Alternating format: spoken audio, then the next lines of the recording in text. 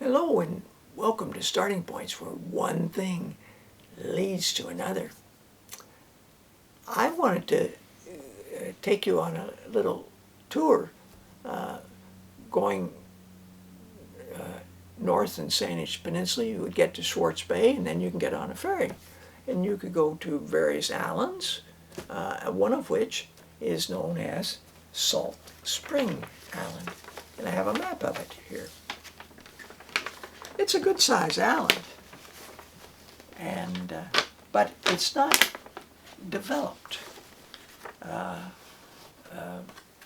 in the sense of everything's all clustered together.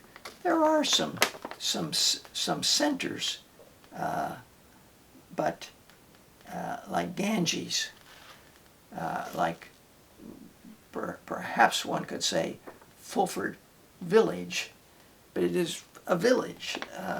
The ferry boat comes into Fulford Harbor, and there you are. There's roads, not just this road that appears to be a red road, but there are yellow roads, but it's not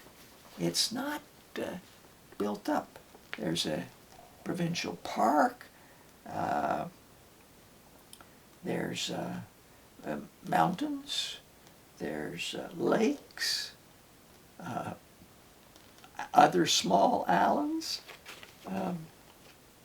so that it's still, it's less developed.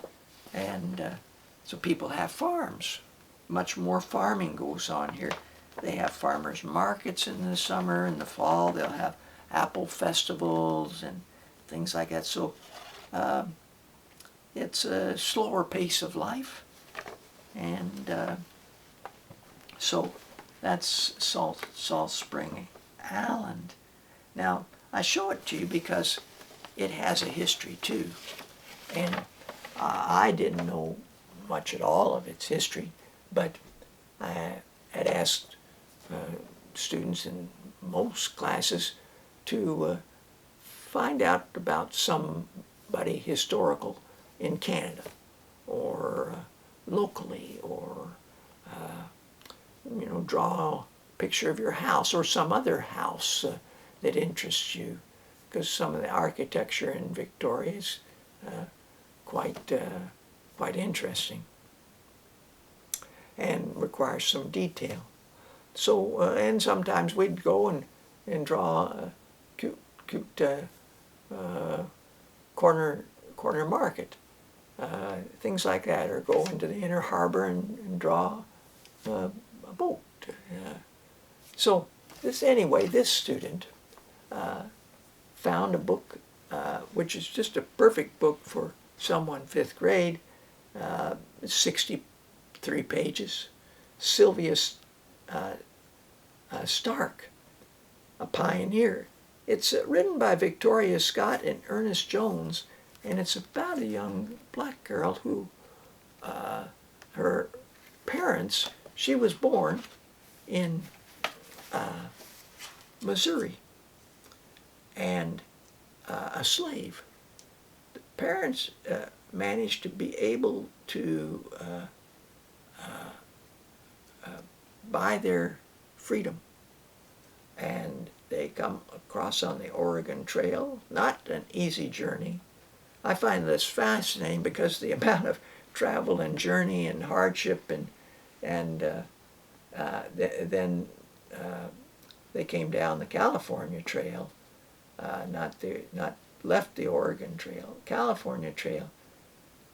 Gold rush was going on in California, and California became a state 1850, but there were some laws which didn't give a person who was black the same rights to defend themselves. They had no rights to defend themselves, for example. They couldn't vote, even if they were a free person. So the group of black people got together and discussed what they could possibly do. There were some dangers involved in terms of being captured and said to be a slave and taken off that worried them. Well, anyway, they said, some of them anyway, came to on ship and settled in Salt Spring Island. Well, I didn't know anything about that history. And, what motivated them and what living, it was still quite a lot of wilderness there, cougars and things of this nature. And so this is a lovely book. And, there are eye-opening tales out there about people's journeys and travels, I'm sure, during many periods of history when people have left their homeland, so to speak. And now, here's a man who left his homeland. His name was Michael Abelman, and I've mentioned him before, featured him in a sense before. He was living in California and in a place where there were all these farms, but one by one they got sold for development. And the farm that he was working at, in charge of, was the last one left and got turned into a historic museum to continue to operate, which he helped get that through legislation. He traveled then and wrote other books, and I've shared those with you, but he's opened a sort of a place where you can go and learn about various farming techniques from Michael. He's got, I don't know, somewhere here in Salt Spring Island, he's bought a farm with space where people can stay for a week or two and practice and learn things from him and meet other people. So I want to just move a little further away out this way. And when you do that, Salt Spring Island is here. Sanish Peninsula is there, and there's the where Swartz Bay is.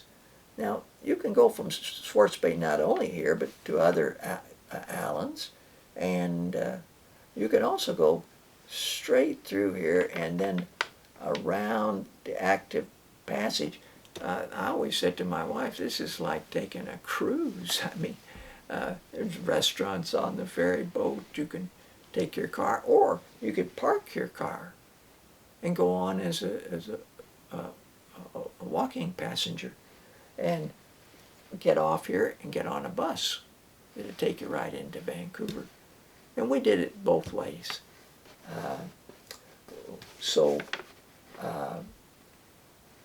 Now, through that active passage and across, now it crosses a strange straight line here. And then up here it crosses the same straight line. And that goes off this way through that bay, Boundary Bay. And this is the boundary between Canada, British Columbia, and Washington State, or Canada and the U.S. So it cuts, unbeknownst to those that drew up the agreement between the two countries, it goes through a little bit of land that sticks out there. So this is Point Roberts. You could look up Point Roberts and read more about it.